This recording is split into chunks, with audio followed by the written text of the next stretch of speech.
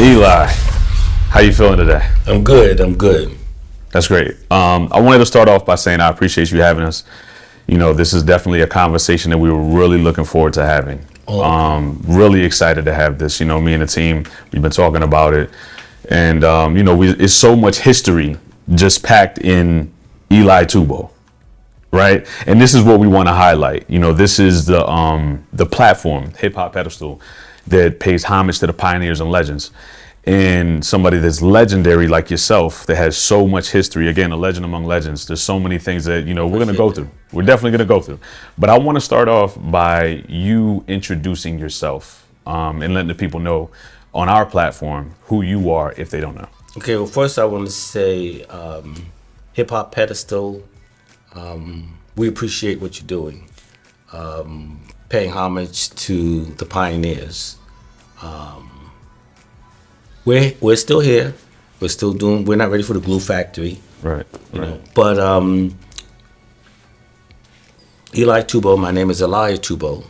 Most people know me as Eli from Eric B. and Rakim Paid in Full. Yo, Eli, turn up the bass. Right. We keep it rocking, you know, which that has made me a staple in the culture. I'm probably one of the most well-known engineers because of that record. Wow. Which I appreciate that Eric did, and we can actually go into how that came about. Yeah, definitely. You know, but started off as a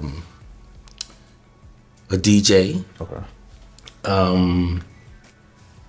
A club in Queens, which is called Renaissance. That was referenced in Tom Brown's Funkin' for Jamaica. Wow. Where it says, I went down to the Renaissance the other night and I seen Jet. And I was a DJ for the Renaissance. The Renaissance was a club in Queens that anybody at the time in the entertainment industry, they would come down. Lucy Martin from Chic was our bartender. I went to school with groups like Crown Heights Affair. Tom Brown from Good for Jamaica, like I mentioned, was coming down.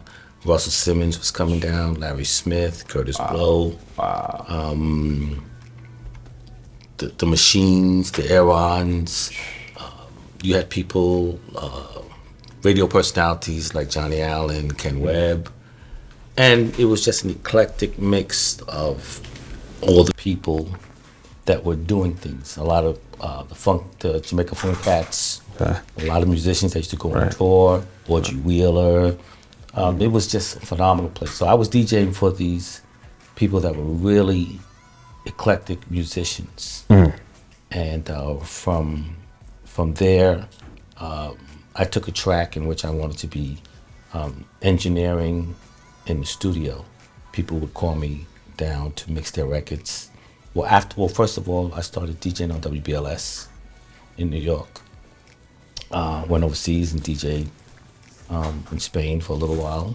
Came back. Wow. And I started mixing records for labels because they wanted DJs to come in and mix their record.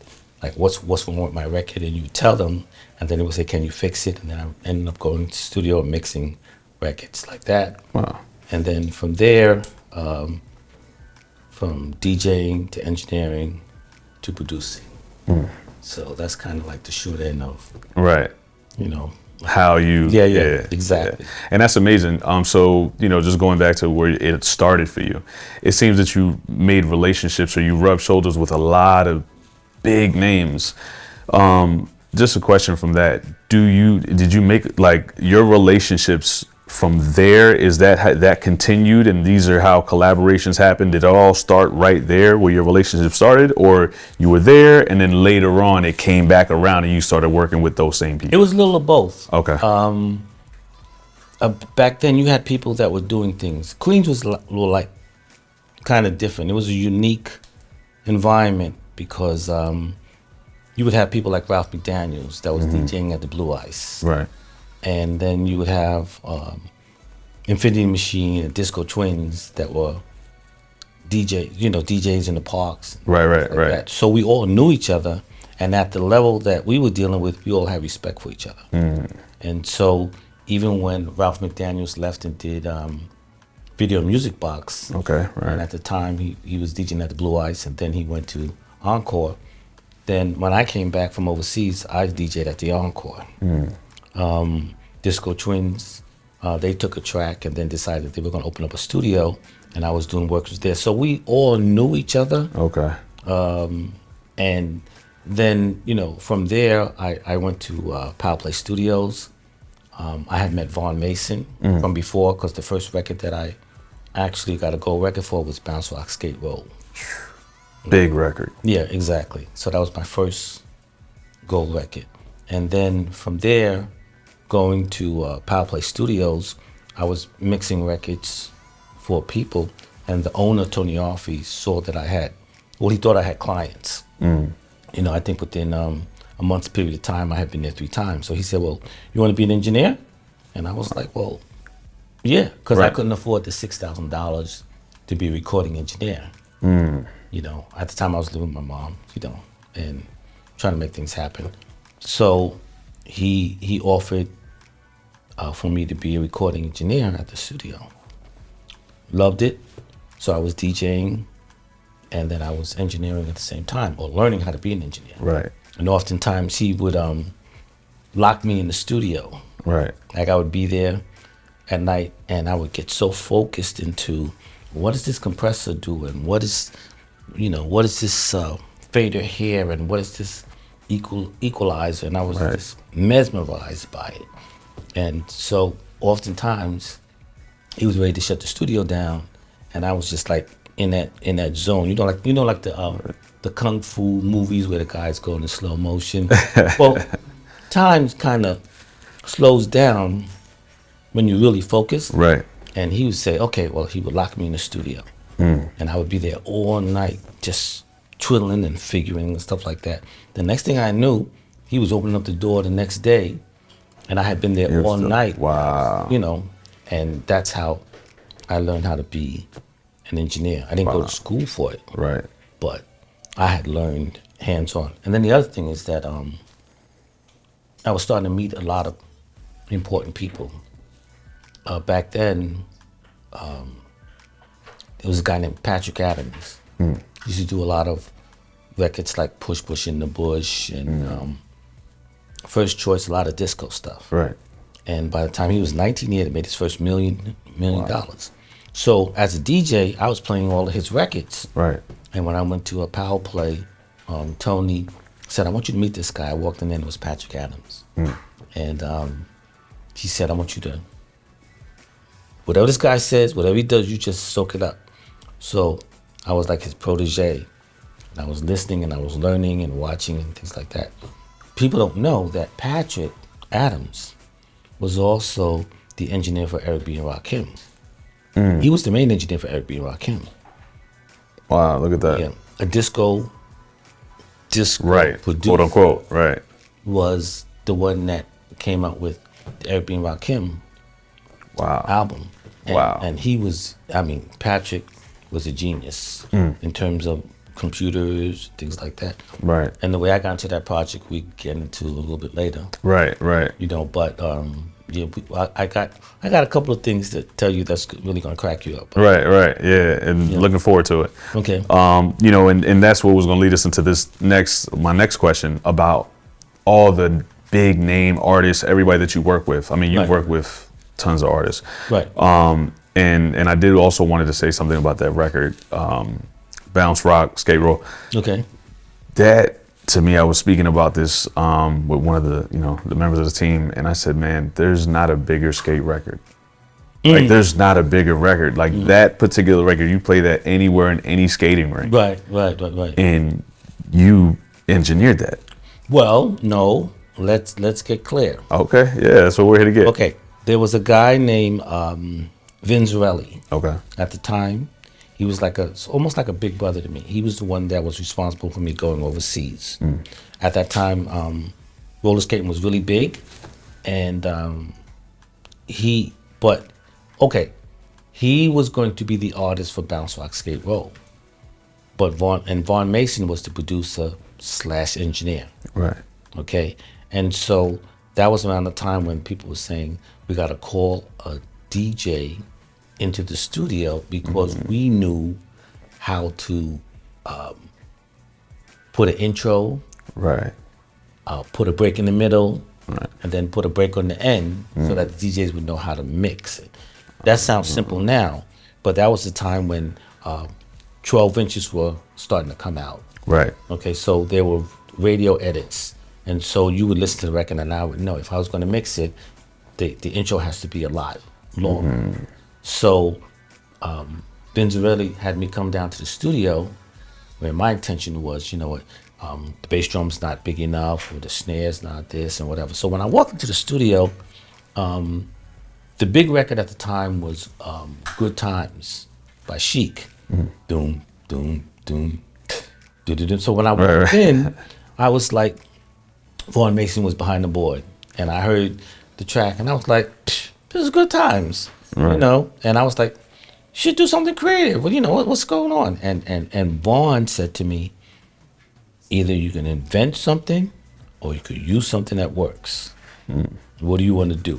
And I was like, I shut up from there. Wow. And what happened was I came in and I basically came up with the introduction and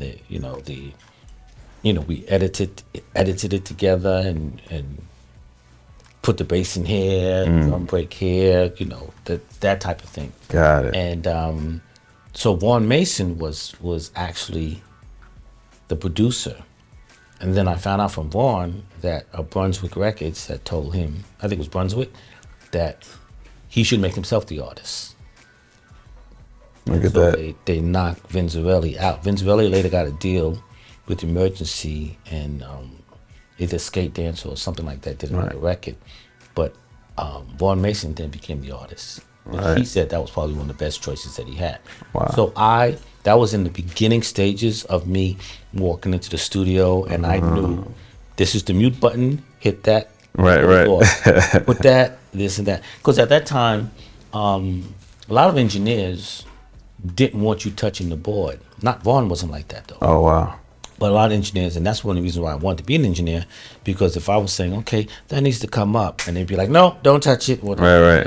I was going nuts. Right. Like, I know what it wants to sound like, but this guy might have had a rock and roll background or whatever. And I was like, can't you make it fatter? And then I'd have to sit there and wait for him to turn the knob up more, turn it up more. Right.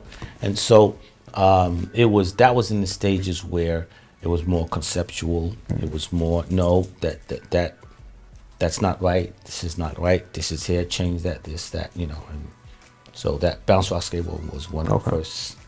Well, definitely a contribution to that, and that contribution has made it what that record is. Yeah, and I'm very proud. I'm very proud of that. Yeah, it's legendary. Yeah. Like I said, you play that. I don't care who you are. You're in the skating ring. You're dancing. You're skating. You're having a good time. Right. So I definitely wanted to speak to that. Thank But you work with some of the biggest names in hip hop. Rakim, Eric B, Run DMC, Chuck D, Flavor Flav, Public Enemy, Salt and Pepper, LL Cool J. I mean, can you tell us? I mean, if you want to go down the list, or tell us one of your most memorable experiences. Because the list is long. I had the list here. There you go. Easy, and this, Right. I think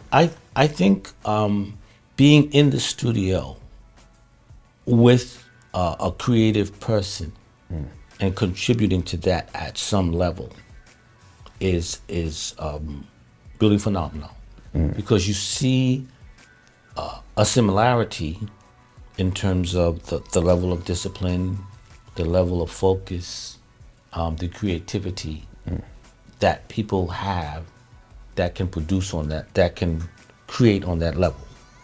Wow. At the same token, they're different. Right. Okay, so being in the studio with Run DMC is not like being in the studio with Rakim. It's not like being in the studio with Jay-Z. It's not like being in the studio with Fonderay. Okay, they're all different. And so I think what you learn as an engineer producer is that you actually think differently than what the consumer does, because in hip hop especially, it's very competitive. Right. But competition is just a way of seeing life, which you're comparing this to that. Right. And then when you compare it, you put a value on it. This is better than that, or this is number one, this is number two. But when you're in the studio, you can't do that, because if you're the artist that's coming in, I can't have in the back of my mind, he's not as good as that person. Gotcha. It's because that vibe, you're gonna feel something in it, then I'll be fired, Right. So you learn how to deal with creativity without comparing it. Wow. Okay. But having said that, I can say that there were unique experiences that I had. One of them I could say was paid in full. Okay. The way that happened, back then we would do something called, we didn't have big budgets back then, because we were still trying to prove that hip hop was valuable economically. Right. Sugar Hill Gang had proved that with, Right. with their record. Right. And so people were scrambling. But the big budgets for hip hop didn't come until later on. But my generation had to prove that hip hop was economically feasible. Wow. And so we weren't getting big budgets. So what we would do, you would do what they call lockouts in the studio. You would book a studio, and you would book it for, say, 1 day, 2 days, or 3 days, whatever. And that way you didn't have to do setup, turn, align the machines and stuff like that. Right. Patrick had locked out the studio. And when the studio's locked out, you might go home, come back the next day, everything is exactly the way it is. Nobody touches the board. Right. You continue working. Or you might sleep on the couch and then get up, but the room is yours. And so you get a cheaper rate for the lockout. What happened was Patrick was, they had to, their delivery clause stated that they was, you're supposed to hand the record in at a certain time. And I think Patrick had told me that they had missed 1 or 2 of their delivery clauses for the Arabian Rakim album. And he was saying, I had done a session in Power Play, because there was one room over here in my room, and I was getting ready to go out. Right. My cousin and I, we were getting ready to go hang somewhere, do something. Patrick came in and said, look, I can barely keep my eyes open. I said, I've been working nonstop. He said, and these guys, they have to have this album turned in tomorrow, 10 o'clock in the morning at 4th and Broadway. He said, you got to finish it. I says, okay. Now, Patrick was my mentor. Right. So for him to say, hey, can you finish this for me? Right. That's major. Yeah, that's definitely major. So I go into the room. Eric is behind the turntables, and they're like, because I guess Pat was falling asleep at the board or whatever, but he was a workhorse, so he was really tired. Right. He said, this is Eli. He says he's going to take care of you, and he was out. So I was like, okay, so I said, well, what has to be done? He says, well, you got to finish 2 more songs. I think two more songs. We got to scratching, keyboards, vocals, and then you got to mix it and be ready. So I'm like, okay, let's go. Okay. So I remember that the first track was Move the Crowd. Okay. Right. Now, Everybody and Rakim was out because they had, I think, My Melody, and Everybody for President, which they had done at Marley Marl's studio. Right. So they're in Power Play studio, deal with 4th and Broadway. Right. So when I I had already done Run DMC, King of Sucker MC. It's like that. That's the way it is. Okay. So back then it was like unemployment. It was like so, and Rakim was like. Definitely Rakim. I don't even have to explain. Right, yeah. So what happened was, the first thing we did, I'll never forget, the first thing we did was Move the Crowd. Now, actually, Ra's brother played keyboards, so he laid the keyboards down, and then he got on the microphone, and he was like, Move the Crowd, and I was like, this is special. Right. This is special. And and I've done it a couple of times with salt and pepper. This is special, you know. Right away.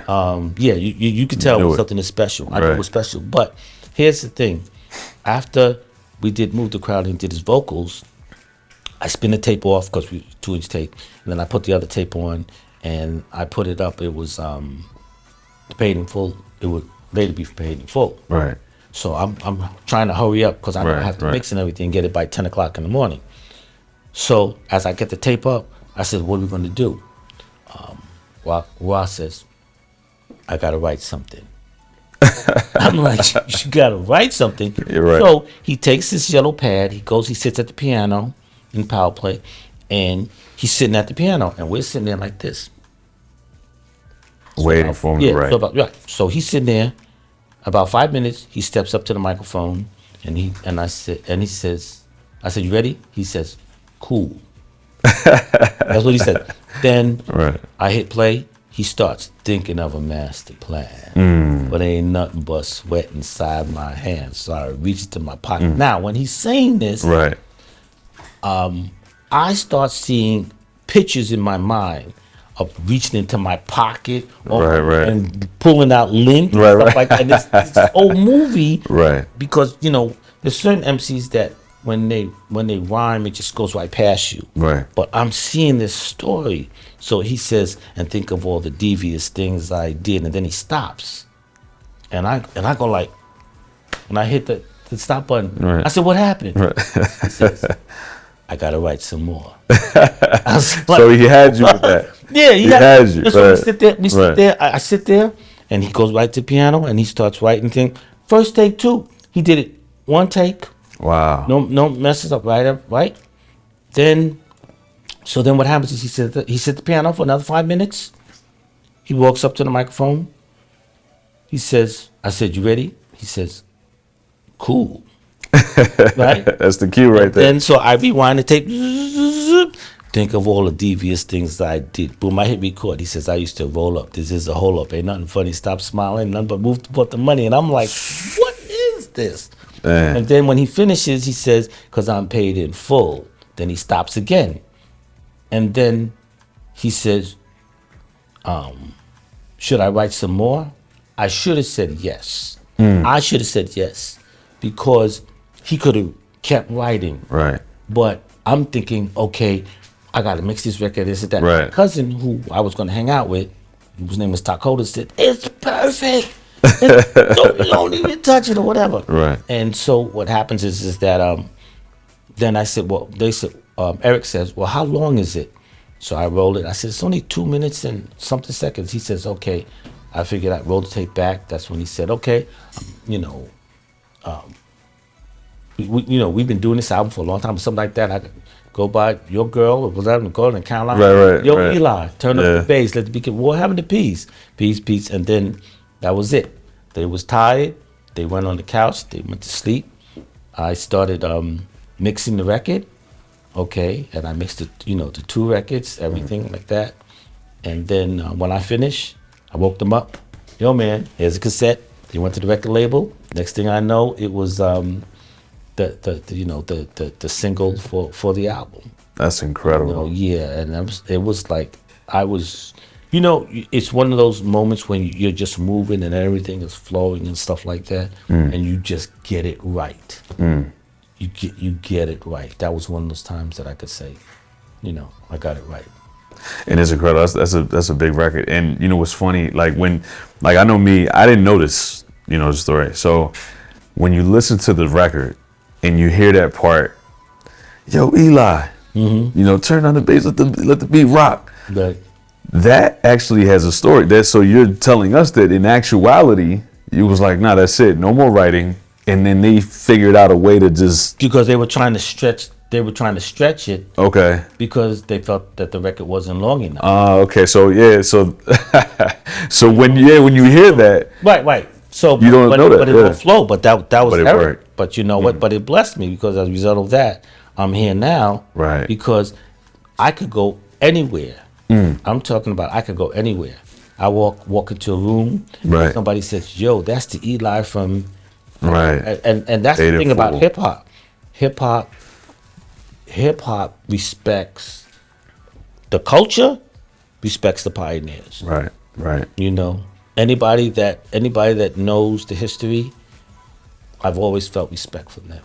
Man. You know, always felt respect. Definitely, and that's what this platform is all about. Yeah, you know, And respect and homage to the pioneers and legends, and that's legendary. You're Eli. For the ones that may know the record, you're the face behind Yo Eli. Turn on the bass, and that's amazing because when you hear, and this is what personally, one of the things that I love about hip hop, that creative process, where it's like, nah, we're gonna do this, let the beat ride.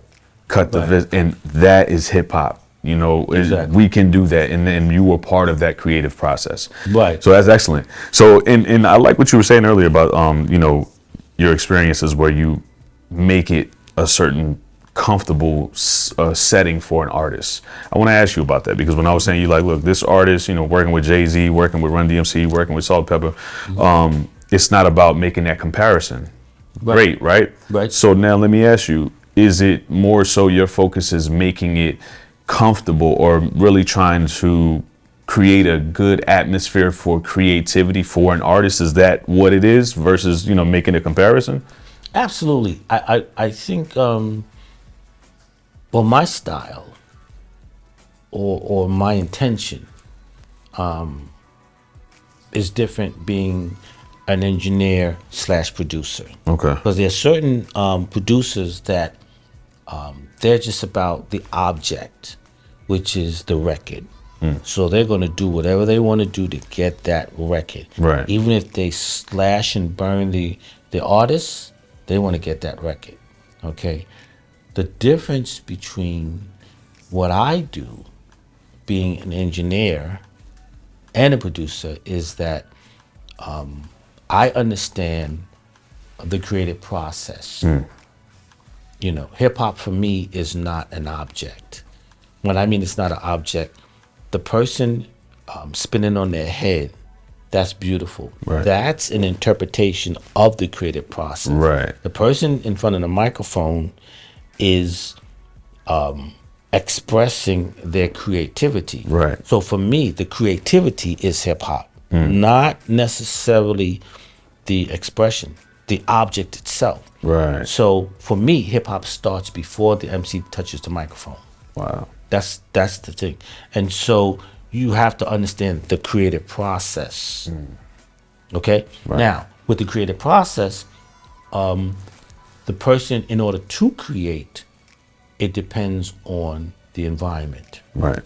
If the environment is peaceful, if the environment is quiet, comfortable, if it allows them to stretch into the unknown, if it doesn't criticize them for making mistakes, Right. because when you're being creative, there are no mistakes. You're just reaching out.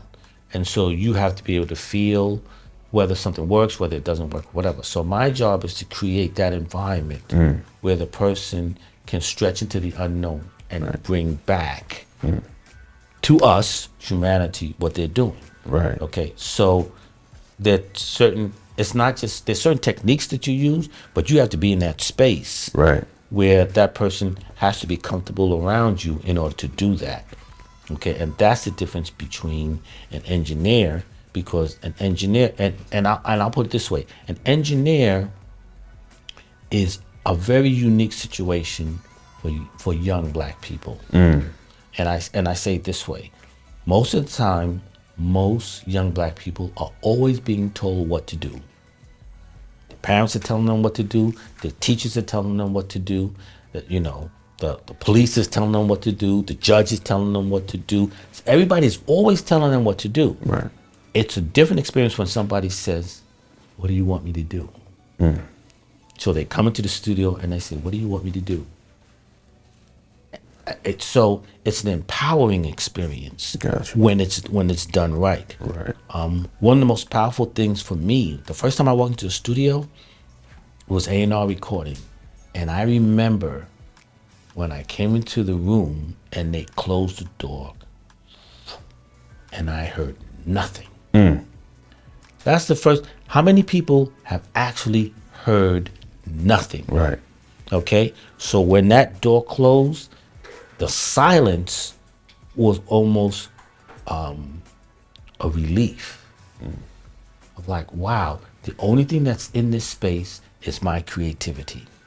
Okay? And so if you honor a person in that, you honor them by saying, I'm not going to tell you what to do. I'm here to take your idea, and I have to see what you see. And then it has to go through a process that after it goes through a process with me, you say to me, that's exactly what was in my mind. That's exactly what was in my heart. And I have to do that with the budget that you got. Right. You know, because it ain't the Right. in terms of all creativity. I have to do it with the budget that you have. I have to do it with the equipment that I have. Right. I have to be able now when in the early stages of hip hop, the engineers were the producers. Okay, because the artists didn't know how to produce. Right. They might even come and say, here's a record, here's a loop, and the record might be scratched.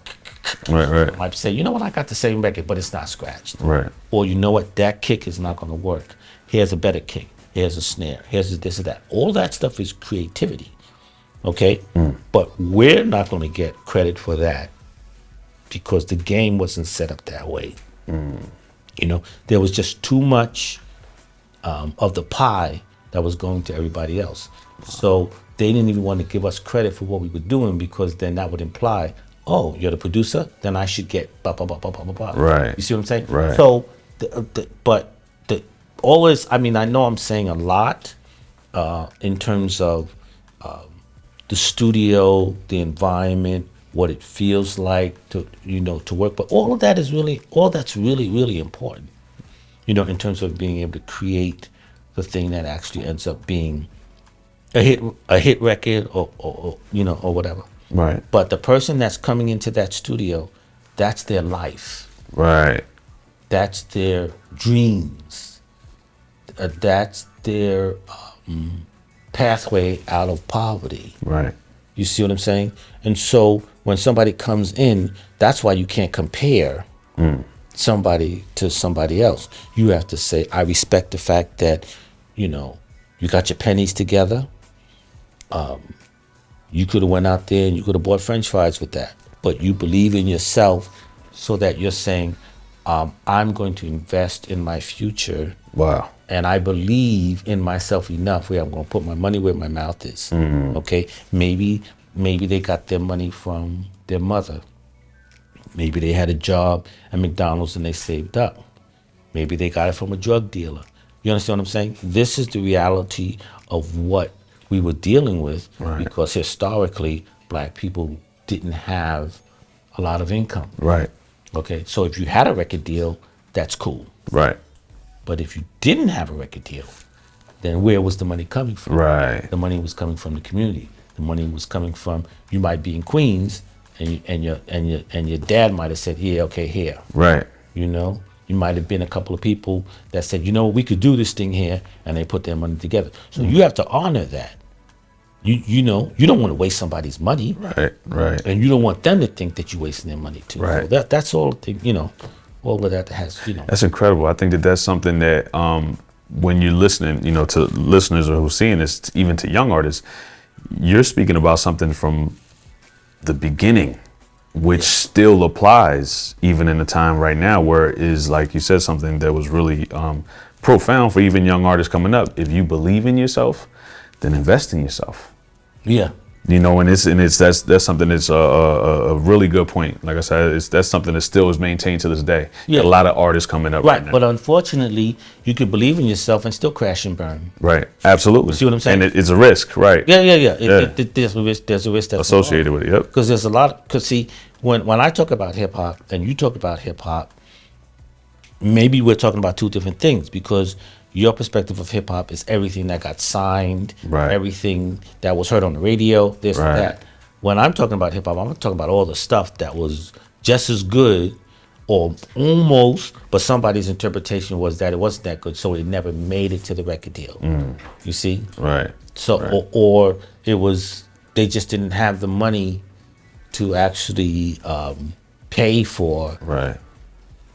radio time and stuff like that. You know, that's all part of the game too. Yeah. You see, so it's more to the street with me. You know, in terms of somebody coming in there and you seeing their dream.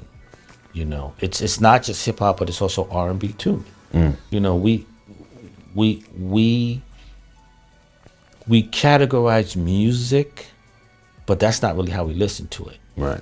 Radio did a lot to us in terms of the way we interpret music. The way they did their format is saying this is R&B, this is hip hop, this is jazz or whatever.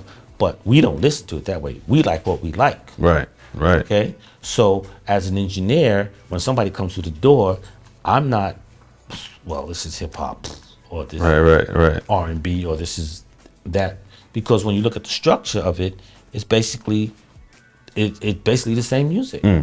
Okay, I mean 4/4 time, you know, anywhere between 102, 105, 97 BPMs. This, I mean, the structure of it is all the same, but just because you decide that you're gonna take the guitar out, keyboards out, and then you're gonna talk on top of it, now it's hip hop. Really? Yeah, sure. Oh, now it's gospel. Always. Now it's anointing. You know, whatever. Put Jesus in it. Now it means something altogether different. That's what we do to it, but it's all vibration. You know, and so you know, as a DJ, I learned when people are on the dance floor, you know, and they got their eyes closed and they're doing their thing, and this guy's sweating over here and he's looking at the girl's butt, and then this girl is over here, she ain't paying him no mind, and all that stuff that's happening in the party. That's, to me, that's unity. To me, that's powerful. And me DJing, I learned how important and sensitive and special that is to us. People get together and then, you know, that song comes on. Everybody knows that's the song. Why is it that they know that that's the song? Because of the vibration, because of the intention of the artist, because of the feel, because of the love. And then you have a lot of people in there and they just like,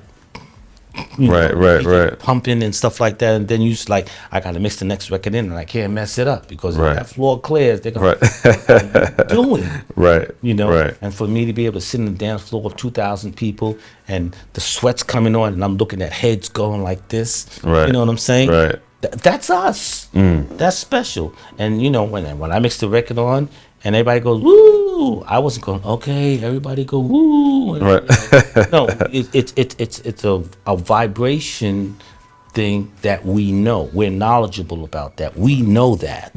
Okay, so I don't have to tell you this is a hot record. As soon as you hear that's why I have to know, if I take this kick and I put it with this snare and put it with this hi-hat at this pattern, your neck is gonna move.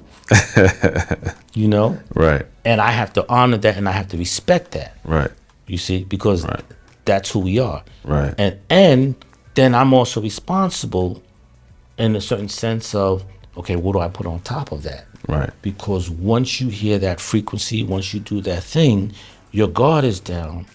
So then what lyrics is on top of it is going to press your mind. You see, this is the science of hip hop that nobody talks about.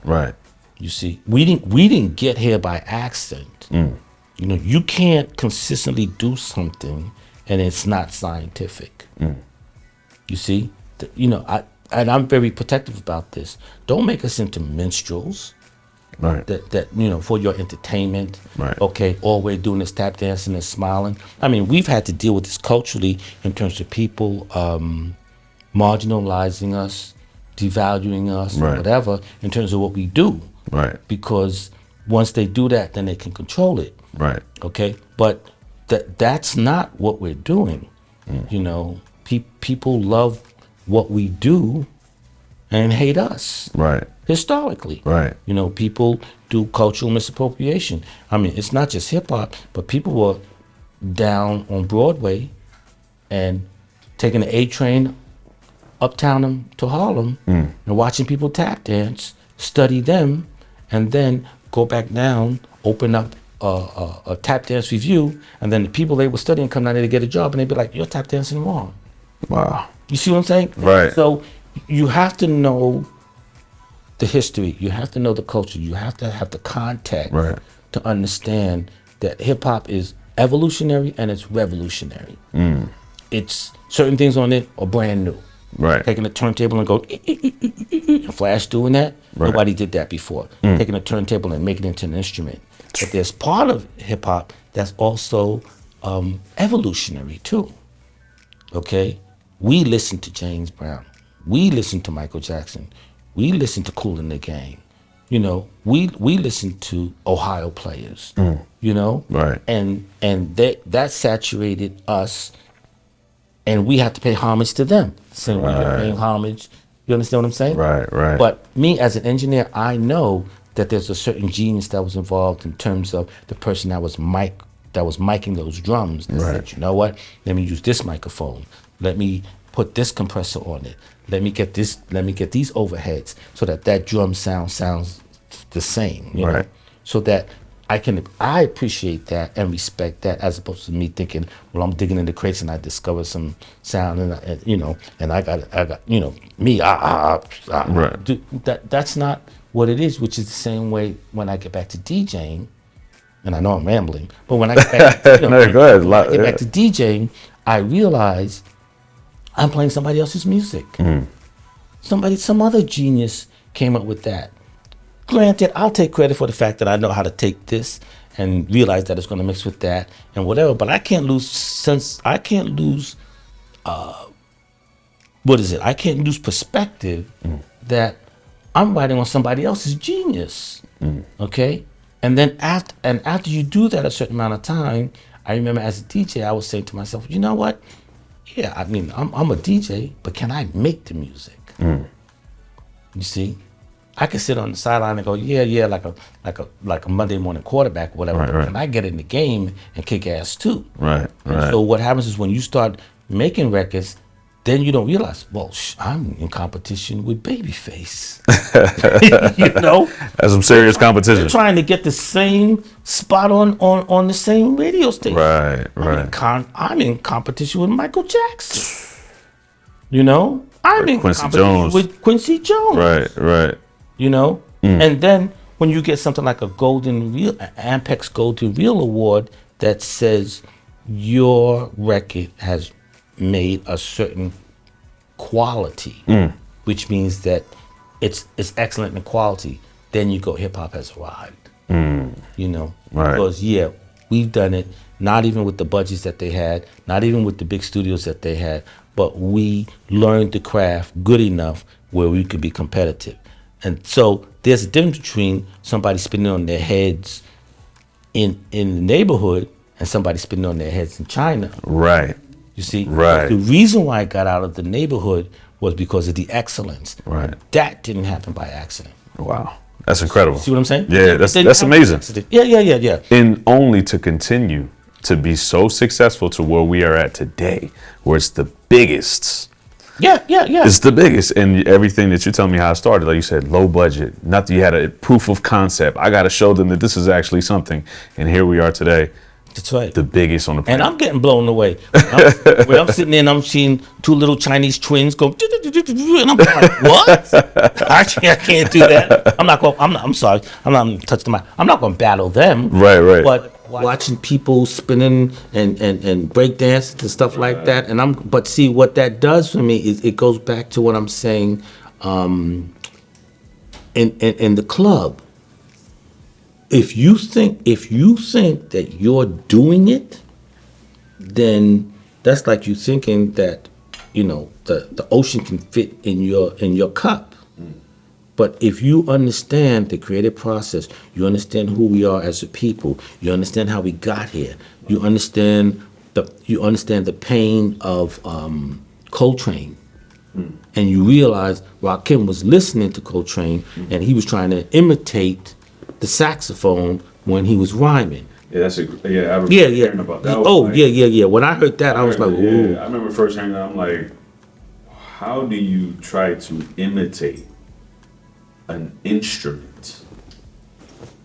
I was like, yeah, that's amazing. Yeah, but I'm saying, but that's his genius right there. And then what do we see? Look at what became. Exactly. You know? But what happens is that when other people will talk, well, you know what, you're not loud enough, or you're not. And he was like, no. Right. He knew what he was doing. Right. But the point is that was in his DNA. That was Rakim's influence, Right. okay? Right. Jay-Z had an influence too, Right. okay? Absolutely. Chuck D had an influence too. Right. So we're not, if we were on the island and if we heard nothing, then we would not have created what we would created, because this is part of the culture, this is part of the experience that we have. Right. So I'm not even worried about whether the next generation understands the pioneers. Not really. My thing is be the real deal, and what we're doing, like with the museum and stuff like that. If we're constantly creative, or if I'm doing my work, if I'm the authentic real deal, then I have to keep learning to be relevant. Right.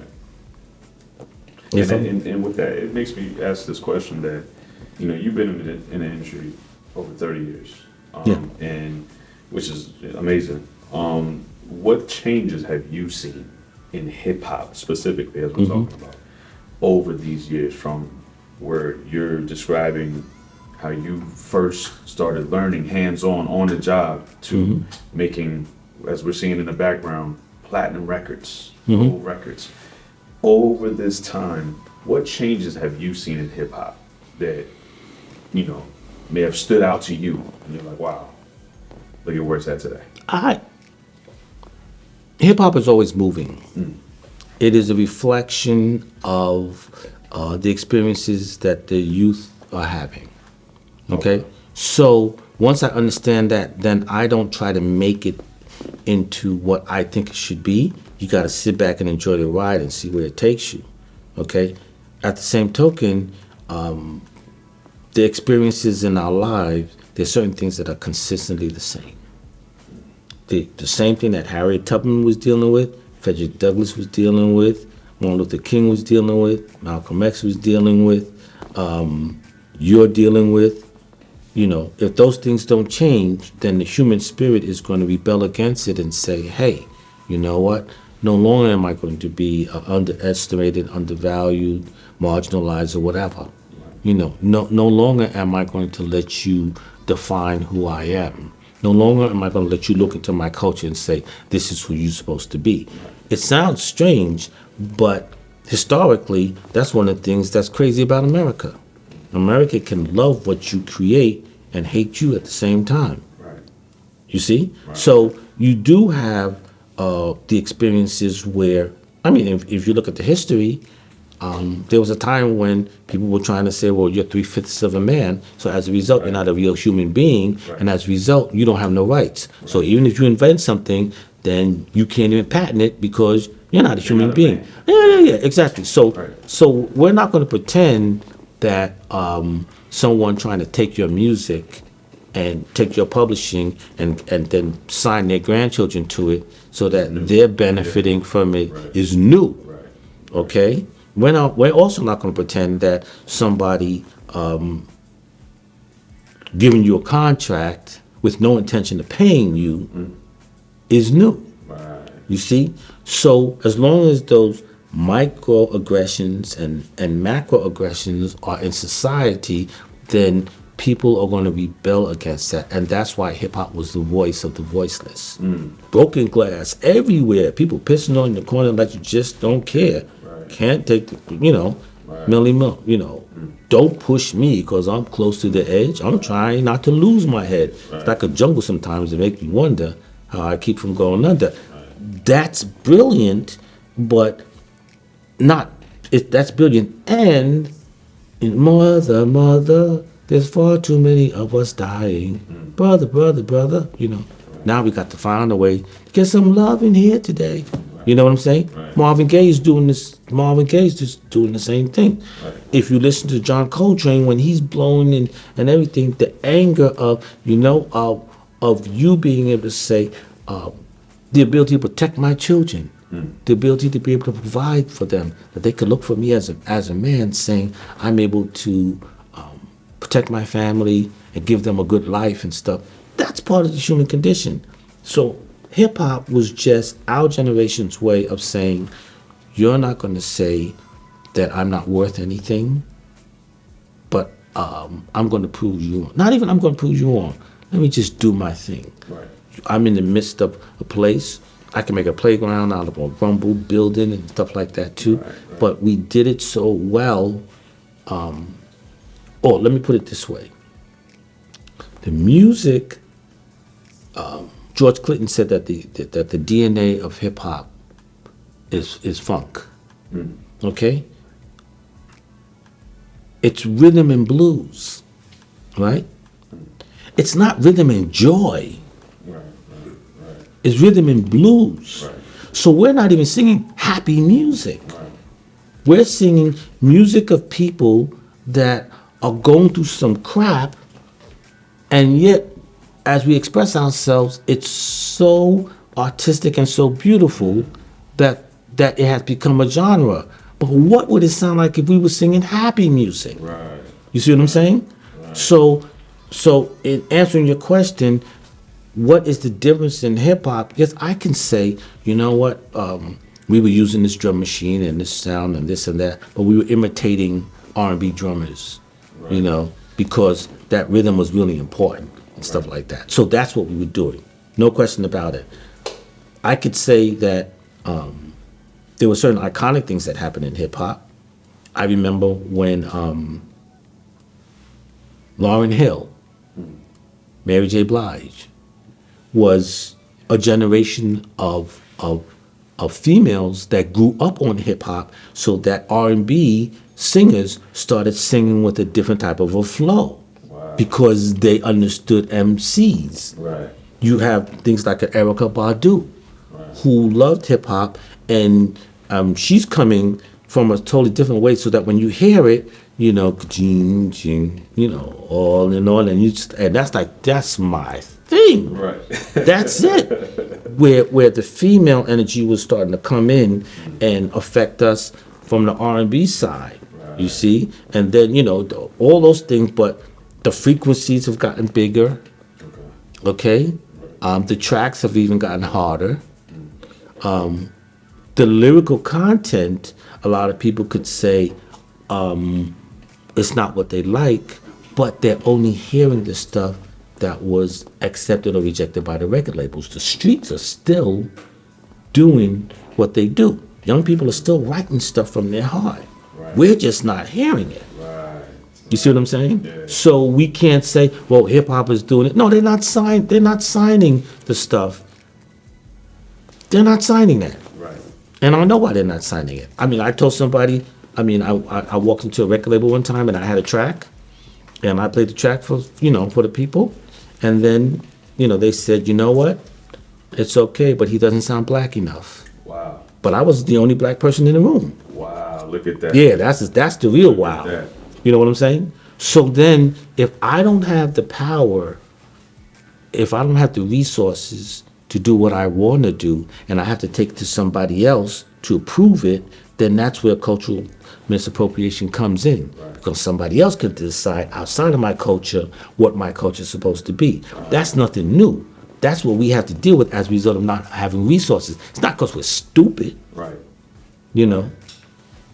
As opposed to saying, well, you know what happened to TLC? How come they don't have no money? It was the game. The game was not set up for people that were artistic to benefit in a certain way. You see? So hip hop and R&B were very close in terms of what was happening. We were coming into a system that historically was not treating us equally, that was not treating us fair. I got friends that had hit records that will tell me, and I still never got a royalty statement. Wow. Hit records. That's battling with people. They never got a royalty statement. So these are the things that, we start saying, well, how has hip hop changed? We're still making stuff that's relevant. A lot of stuff I don't like. Right. But we made a lot of crap too. Right. Be fair. We made a lot of crap. We did. Right. We made a lot. When I say, well, you know what? No. Let me be honest about it. Okay. When you're dealing at the level that I'm dealing with, in which sonically it has to be precise, it has to sound right. If it doesn't sound right, the tape doesn't lie. So you can say this sounds terrible. You could understand writing lyrics, lyrical content. Right. You can understand artists that can put things together in a certain way. So at my level, I could say that's crap. Right. I can say that that's crap. You're qualified. And then I can have a list to say the reason why it's crap is because da da da da da da da da da da da da. Yeah. I think you're authorized. Yeah. I can say that it's crap. But at the same token, I got to be open enough to go. I don't understand either. Right. I don't understand that, but most of the stuff I understand. Right. Even if I don't like it, I can understand. Okay, I understand why that works. Right. But you can't do a record called Right. and I'm gonna go, oh, fantastic, oh, yeah, man. I'm sorry, I keep hitting the mic, but I can't. I'm not gonna do, because for me, in my generation, it was about lyricism. Right.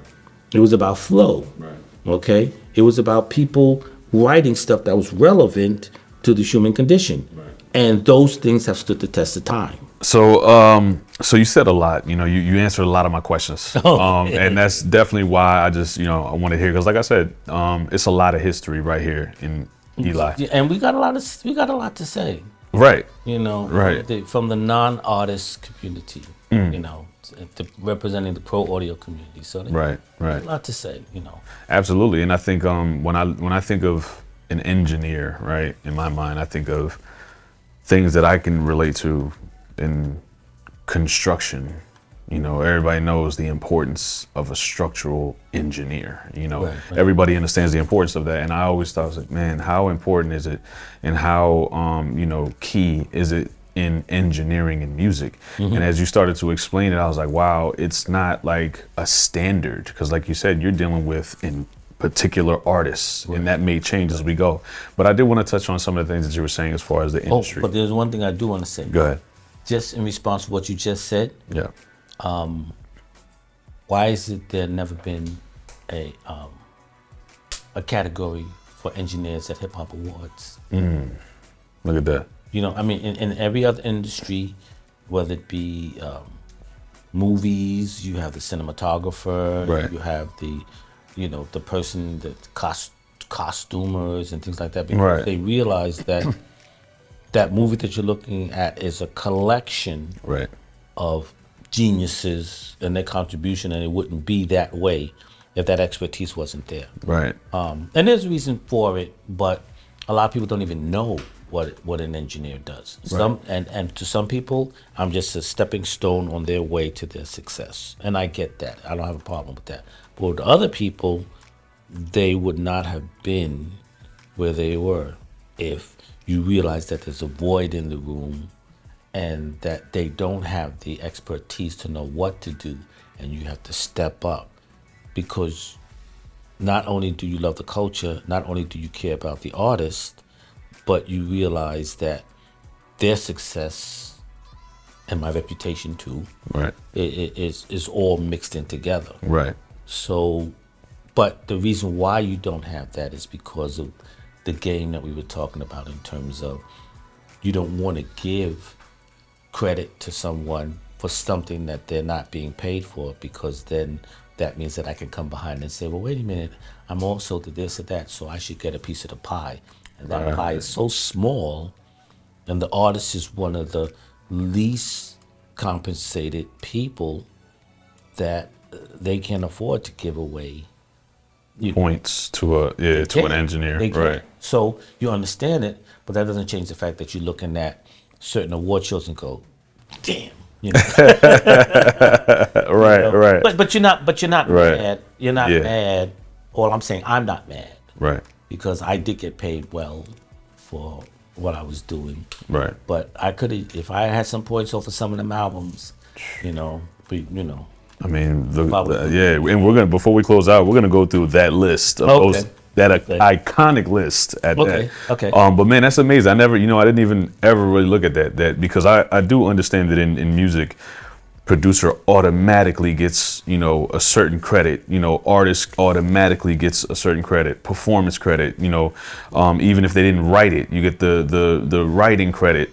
But then the person that performs that writing. So all of these things, and none of that includes the engineer. So like you said, the easiest way to prevent that from potentially happening is that we're just not going to give credit to. Right. But also, there are different type of engineers. Just like we were talking about the different type of DJs. Right. There's DJ one, one DJ that somebody just goes out and gets some records, and then there's the guy that's actually going on tour and producing like Right. Mall. So just because you use the word DJ doesn't mean that you're really talking about the complete experience. So Right. engineer, there's certain engineers that you tell them push that button, do this, do that, do that, do that, and that's the type of engineer that they are.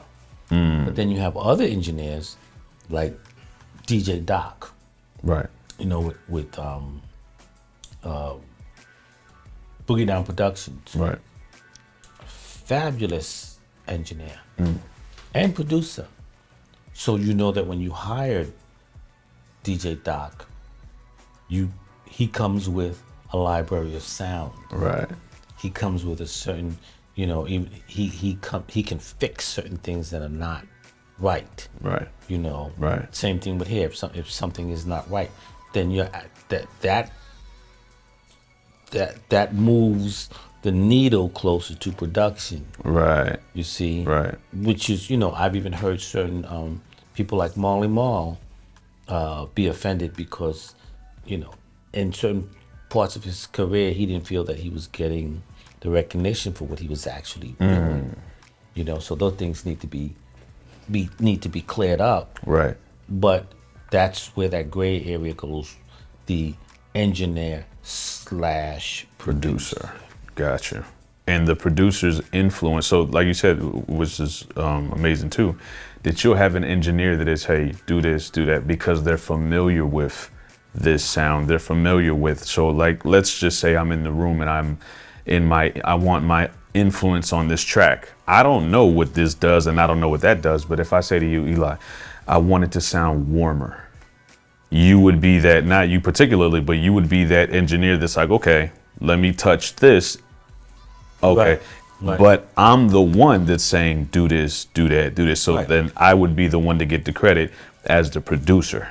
Oh, absolutely. Right. So that's, And we're not trying to take anything away from somebody from the producer. Right. that actually does the work. Right. Absolutely not. Right. Because there are certain people that are qualified producers. Right. And they come in and they're prepared and they do their work.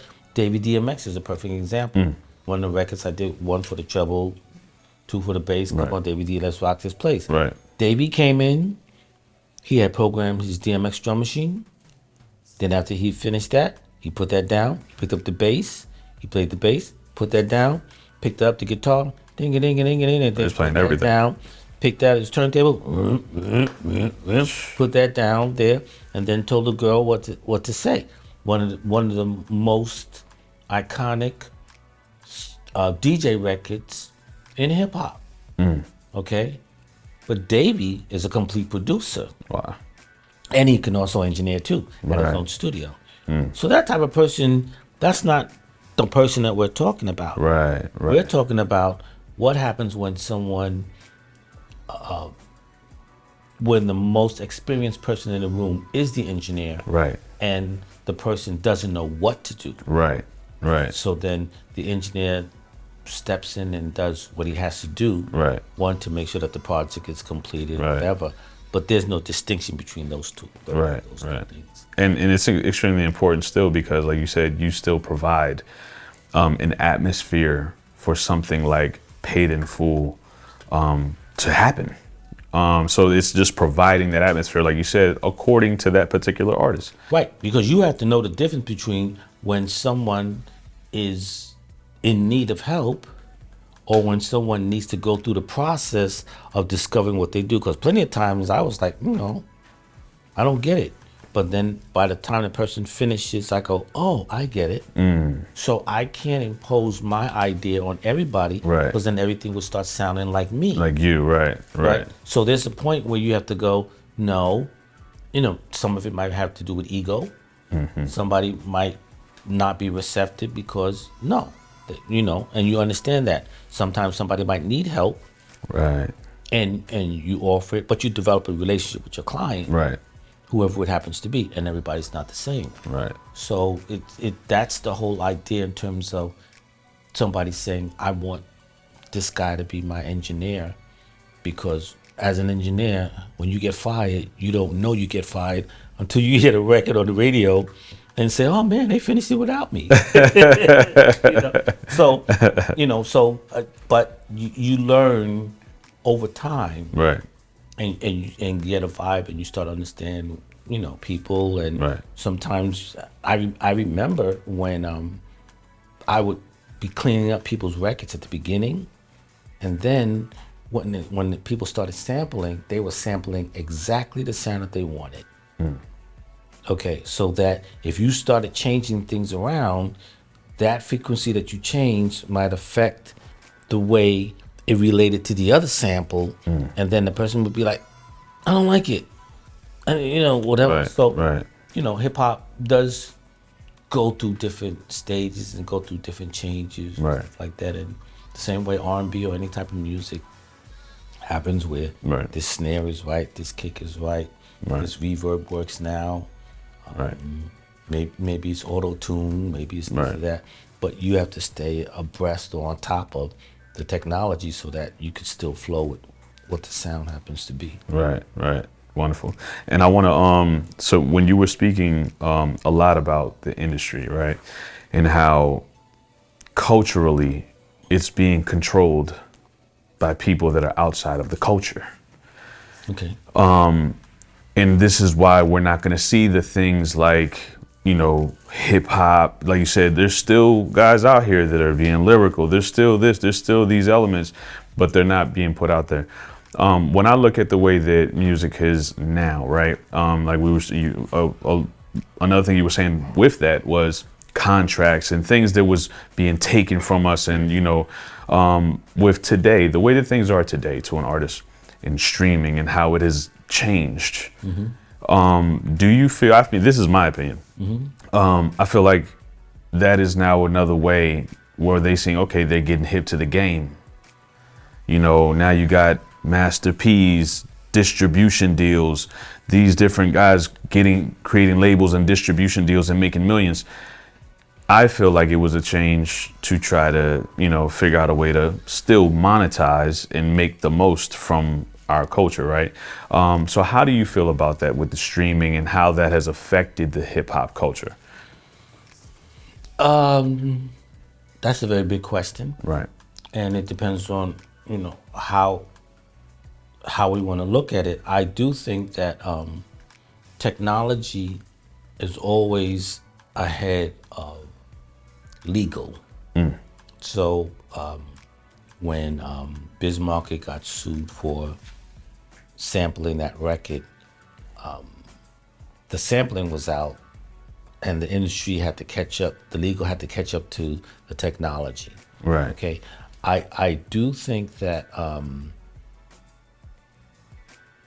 there's a certain attitude that many business people have toward the creative community, and they're very how could I put this? They really want to get something for nothing. Okay, so the expression of that is that you get a contract that sucks. Right. Okay, so even when they tell you, you still got to go through it, and then even if you do sign that contract and you get a pittance out of it, they might not even pay you. Okay, so the end game is that you're being devalued, Right. for what you have. So I see the same pattern in terms of streaming, in which the technology got ahead of legal again, in which they could negotiate the digital rights and the rates so that you can have, 1 million streams and get a check for 15 Right. Right. something like Right. that. Right. Who comes up with that?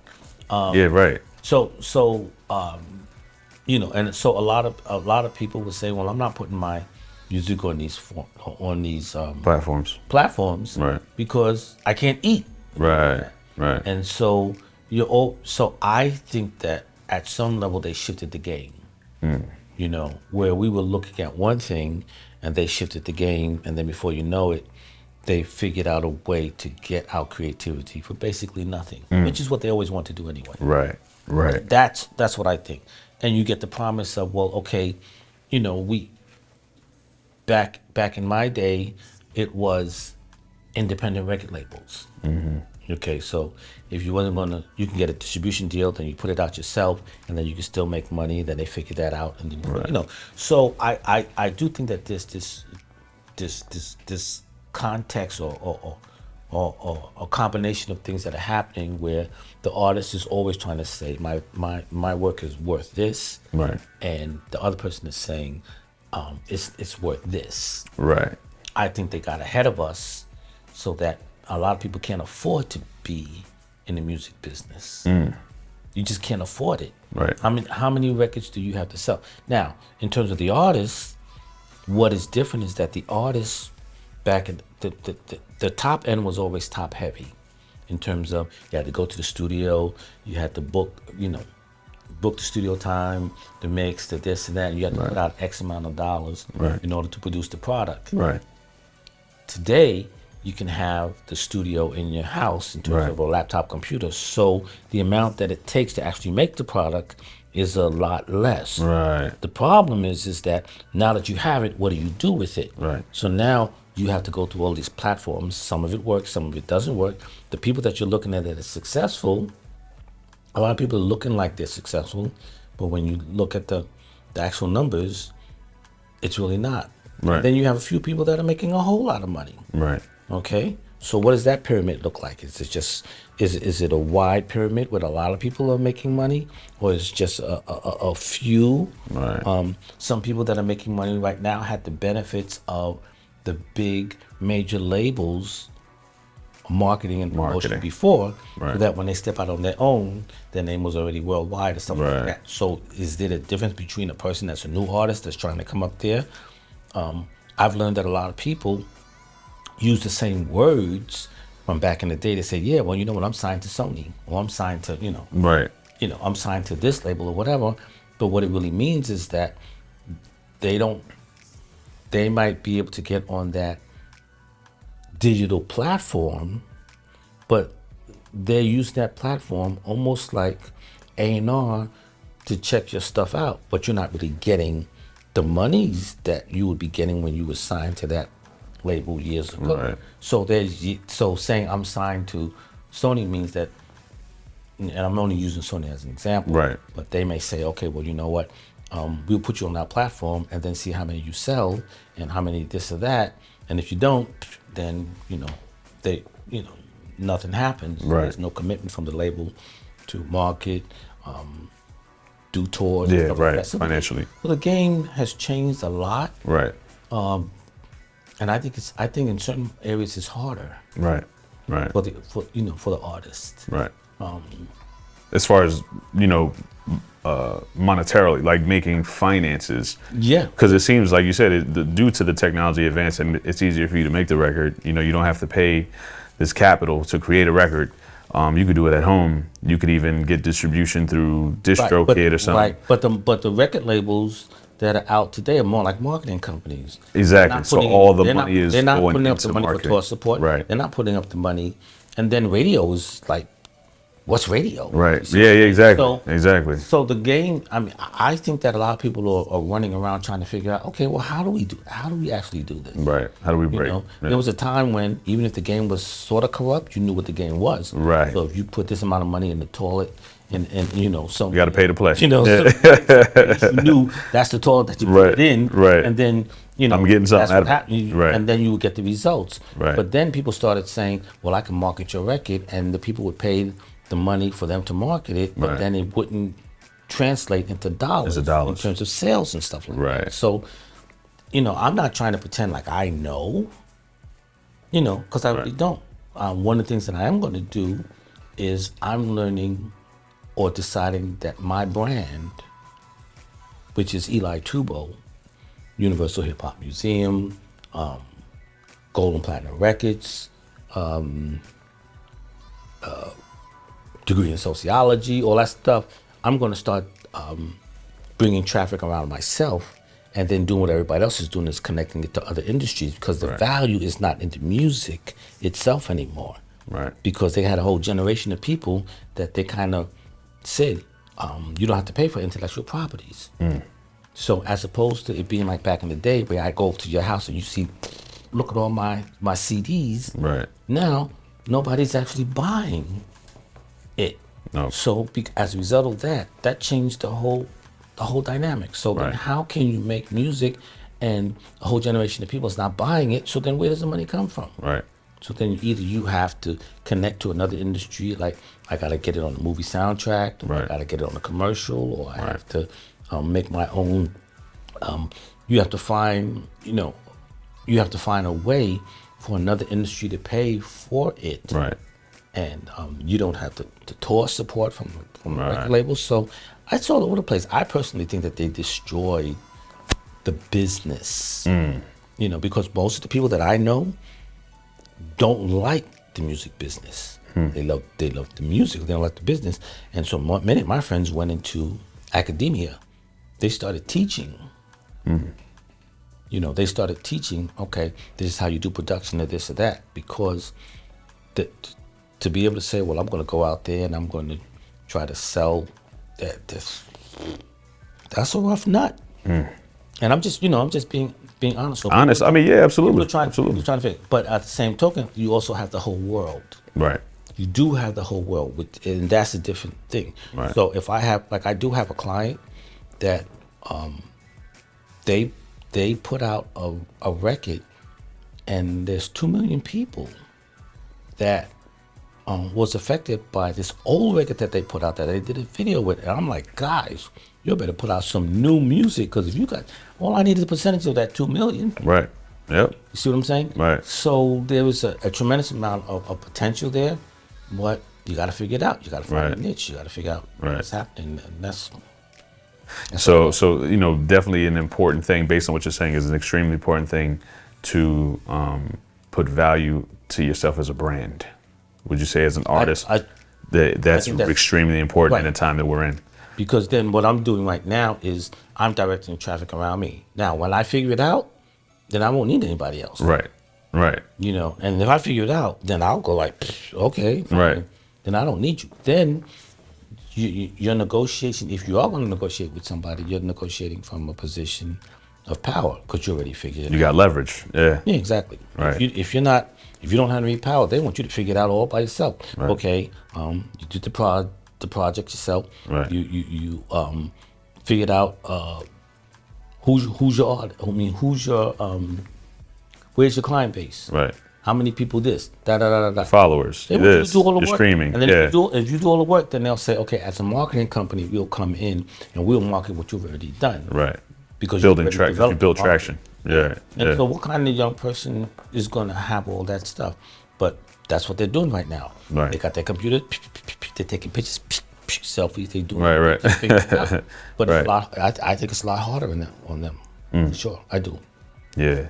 No, I agree. I definitely agree. I think that if you don't understand the importance of that, whereas now you're coming as a brand and you're trying to create and build traction for yourself, for you to even have value and leverage a marketing deal with somebody who has finances to put behind you. So yeah, I agree 100%.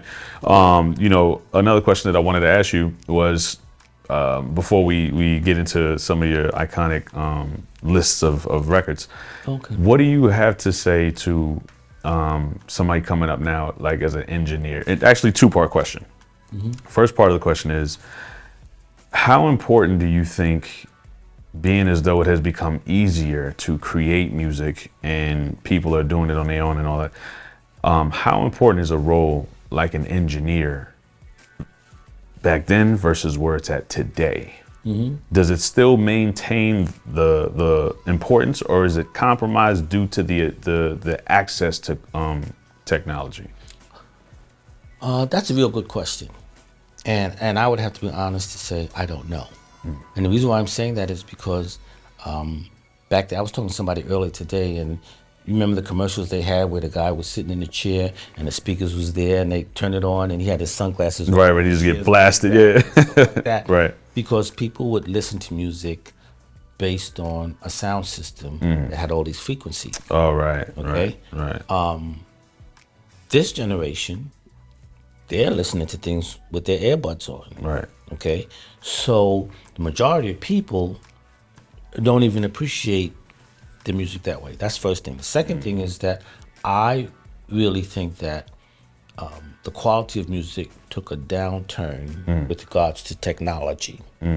Okay, even though I know that the frequencies, the actual frequencies that were there during analog and a little bit afterwards, speaking to someone like Herb Powers, a masterer, he'll say, when I'm listening to what's coming into me to master, it's missing a whole lot of frequencies. So as a generation, I think that we're experiencing a loss of quality Wow. as a result of An advance in technology. which we never did before. Right. So having said that, the engineer, even when you think you're going to replace the engineer, when Pro Tools first came out, they was like, oh, now we won't need an engineer anymore, whatever. Right. But you always did need somebody that was going to do that technical thing. Right. Okay. And you could tell a difference between a record that is produced well by an engineer that knows what he's doing, Right. and somebody that doesn't. Right. Over time, this becomes the norm. Right. If you don't have enough of this, and so that in that instance, there may actually be a loss. When I listen to an OJ's record, Right. when I listen to Barry White, when I listen to the Ohio Players, Right. you see, when I listen to Shaka Khan, Right. you see, when I listen to Layla Hathaway, when I listen to Biggie, Right. okay, when I listen to Mary J. Blige, these, when you listen to the art of sound, when you listen to it, The art of sound. yeah, when you really listen to it and what it does to you over time, when you don't have it, you actually think you don't like music that much anymore. But then when you hear something that's like, yeah, and you hear the stuff going across here and the this and that, and when you actually hear that and what it does to you, then you realize, wow, we're actually missing something. Right. We're missing when you hear lyrics that make you go 2 weeks later, yo, he said ta-da, Right, you know right. what I'm saying? Right. Or when you stop having that experience, then we all lose. Right. You see, and Right. and I think we're discovering exactly what that is. I mean, you still have radio. Is like, what happened to radio? Right. When you listen to a playlist, you listen to the radio and then you listen to it for half an hour and you hear the same record 4 times in Right. half an hour. And Right. you're like, what's going on here? Right. You're not hearing anything new. Right. You're not hearing. What happens to us when we're beat down with mediocrity of that level? Right. Because it's great to hear one artist, but that's not the only artist. No. Right. Is there that much greed in the world that you got to block everybody out because you just need to hear that? Come on, people. What are we doing? Right. What are we doing? So I think we're experiencing that, and we won't know what that is. But I will say that there's no substitute for a good R&B record. Bruno Mars has proved that. Right. There's no substitute for a well produced jazz record, a well produced house music, R&B, because when I went, there's nothing that replaces that. Right. Right. So, like I said, you don't have to compare it. Yeah. You know, when you want to go to a club and you want to hang out with your girl or you want to do something like that, you don't put on the Star Spangled Banner when you hey baby, that's not what you want to do. Right. So we have a lot of different moods, and the music helps us do that. So I'm gonna be honest, I really don't know. Yeah.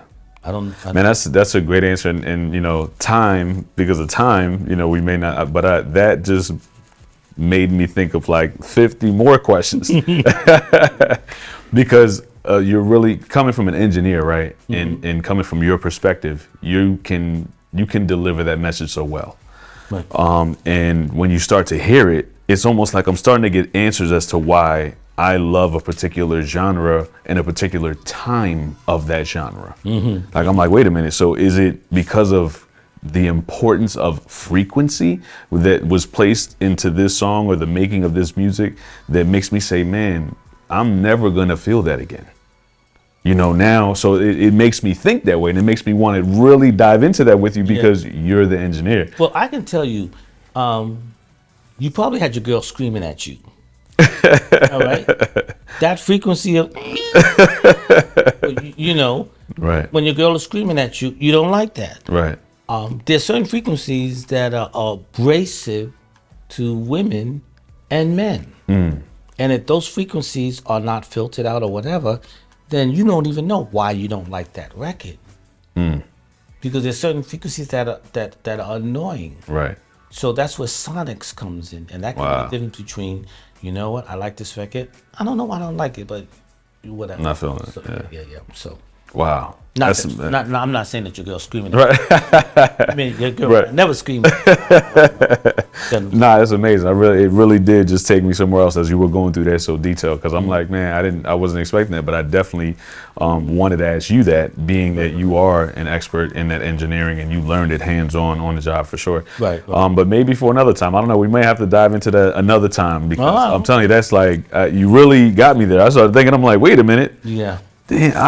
Frequencies are important. If we don't have somebody spending so much time on focusing the importance of those key things, it's like scraping your. Remember when you in school? Scrape the chalkboard or rusty paint on the car. Stuff, man. That makes me cringe thinking about it. Just think about it in your teeth. Yeah. There's certain frequencies that actually do that. Wow. And so when you hear certain artists that do it well, and you're like, I like that. I just like that. Right. You know, and you can listen to it over and over again. Right. That's part of what we do. That's exactly part of what we do.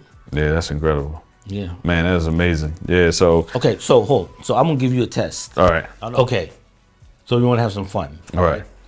It's just an exclusive for Hip Hop Pedestal. All right. Yeah, we like exclusives. Okay. Years ago, I got a call. Well, you know, I was a DJ, right? Yeah, right. So I was scratching, you know, Right. like everybody else, and I was just starting to get into mixing other people's records. So a lot of my friends were A&R at record labels and stuff. So I got a call from a friend of mine named Scott Foltz. Never forget, he was A&R for Columbia Records, and he said, Eli, I got this record by this artist named Tyrone Brunson. Tyrone Brunson had a record called A Smurf. Right. All right, and it was a big record. All right, so he says, but he said he gave me this record, and he said it doesn't have any words. He says I can't put a record out with no words. Right. He said, so can you do that scratching thing? I said, yeah. Okay. So what happens is I get my my little scratch thing, and I go down to Columbia Records and I go in the studio. So I listen to the record and I pull out my James Brown. Get one, get two, get three. Okay, and I scratch the record, right? And he said, thanks, man, whatever. So they put the record out, right? It was Tyrone Brunson's Fresh, right? Okay, so the record came out. Tyrone Brunson was on the West Coast. I was in New York on the East Coast, right? Right. New York. So I think about 2005 or something, I can't remember, when the internet started getting big. Right. And I was going on Facebook and I was discovering myself on Facebook, and I typed in my name. And then I saw Tyrone Brunson, fresh. So I typed in, and I saw that they made a video out of it. I was like, wow. I never saw the video. Right. So I hit the video, and as I'm scratching, as I'm hearing the record, somebody's scratching what I scratched. Wow. Picky one, tweet. Doing a good job too. Fake scratching me. Okay, So he's acting it out. Yeah, he was acting. Right. Your scratch, right. So what I want to know is, I'm gonna put you to the test, and I want you to look at the video and tell me who is fake scratching me. Who's fake scratching you? Fake scratching me. This is the test. All right, let's see. Who's fake scratching me? All right. Let's see. See if you can tell me who it is. Exclusive here. Hold on. Right. Pull it up. Tyrone Brunson, fresh video. Right. Okay. Here we go.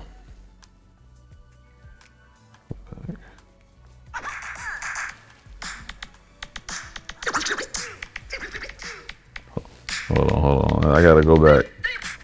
I'll put my light up a little bit here.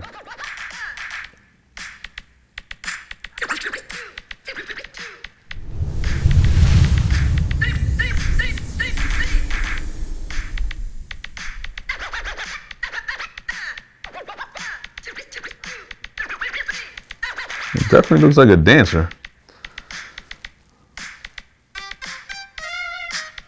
That's a tough one. Oh, they showed him again. Hold on. Yeah. Mm-hmm. I'm trying to get a good view on him. I can't really see it.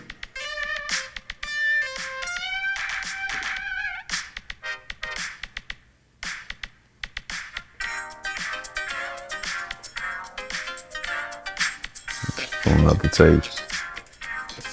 Can't get it? Nah, I can't. I'm not getting a good look. The quality is messing me up. Okay. You get one more chance. There's a break coming up. Yeah. Again. Yeah. And then they're going to show them again. Anybody in the room. Anybody. I'm going to pass this around. Oh, hold on. It was hold on. No, okay. Go ahead. It was a little shot there. Okay. It's going to come. There's going to be a break coming up, and you know.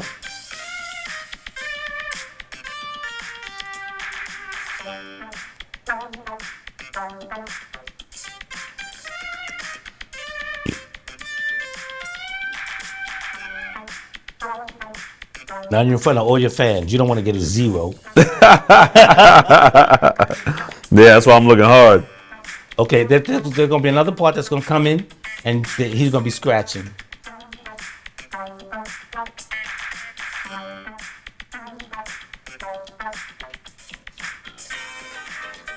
Okay, you got about 30 seconds. It's going to come back on. And I'll give you a hint. No, I'm going to give you a hint. Listen, watch.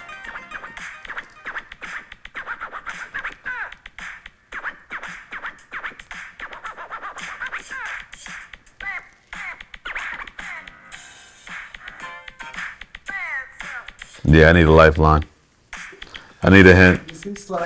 Yeah, right there.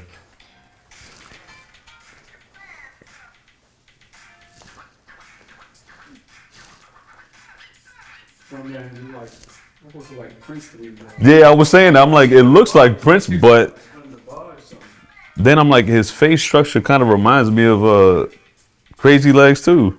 I'm like, yo, he looked like a dancer to me. And then his face structure reminded me of it. Don't tell me you're going to get a 0. You saw the guy scratching, right? Yeah. Yeah, that's not what I think it is. Who you think it is? It looks like Ice-T for me. That's not him. Oh, he got it. Yo, he got it. He didn't go home with the 0. So, see? Yo, I did not see. He said, he saved you because I'm gonna tell you, hip hop pedestals gonna get a 0. Gonna get a 0. We had all of us in here talking about Prince.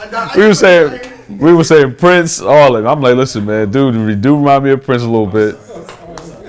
So the thing is that Ice-T was fake scratching me. Isn't that something? My man. So when I see you, when I see you, Right. but Man. that I just figured that was a little That's amazing. something. Yeah, that's hot. That's hot. And then like you didn't even know. This is you stumbling upon your own work My own work. years later. They didn't call me to do the video because they weren't going to call me to go out of California Right. to fly. But then I saw the little midget guy there. Right. Maybe I might have, I don't know. Right. But yeah, but that's a lot of people don't know that I did that. Which kind of leads into some of the iconic records, Bounce Rock Skate Roll, Sucker MC. Right. It's like that. That's the way it is. Right. I'm the king of rock.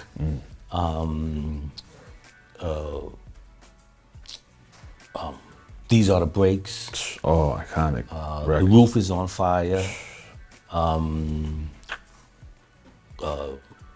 Jay-Z's Sunshine. Wow. Streets are watching.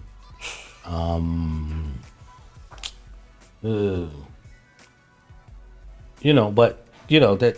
Those, that list, right? Yeah, right. Paid in full. Yeah. Follow the leader. But Those are iconic hip hop records that I'm really proud right. of, that have stood the test of time. Absolutely. And that are still big records till this day. Right. That's amazing. Right. I mean, Eli, has definitely been a pleasure. I know that we can go on. Like, we definitely can go on and on. But again, I just want to wrap up by saying I appreciate you having us. It has definitely been a pleasure. Learned a lot. It's been, you took us to the pop-up museum, the revolution of music from 1986 to 1990. Right. You took us on the tour. You showed us that. We went to where groundbreaking construction has begun and has been going on for years for the Universal Museum of Hip Hop. We got to see that. We got footage of it. So altogether, it's been a really, we've learned a lot, great experience, and definitely with all the history that you have and you have given us and all the information from your expertise, we really appreciate it. Right. And the brand is definitely there. Like you said, you building your brand, listen, it's there. It's there. Yeah. So, I appreciate that. I appreciate it. And once again, I appreciate what Hip Hop Pedestal is doing in terms of understanding the value of the pioneers and telling their story. I mean, it's definitely important that we tell our story. right. And the fact that you're taking initiative, a lot of things that I've worked on were not big when we did it. Right. Okay, Run DMC was not a gold record when we were doing it. Okay, self-destruction. Oh, I forgot self-destruction. Oh, yeah. Self-destruction. Right.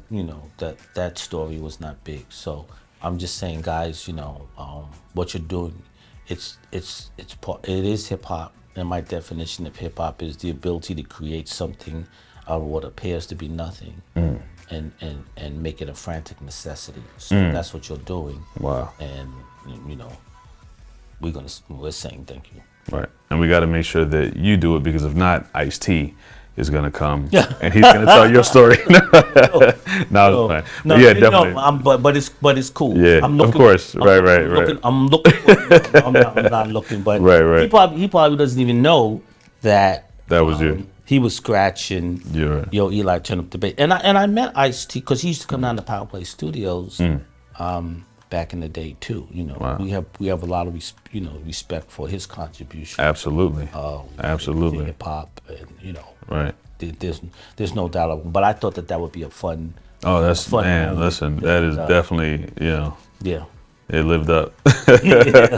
and we got saved. You got saved by your man, but you're gonna get a 0. Man, yo. So again, it was a pleasure. Appreciate you, and definitely looking forward to seeing the progress, and maybe we might have to talk again, because I'm telling you, there's a lot I want to get into the mind of the engineer about. We'll do it again. Right. We do it again. Right? Yo, yeah, I'm with it. You know, we're with it. Okay.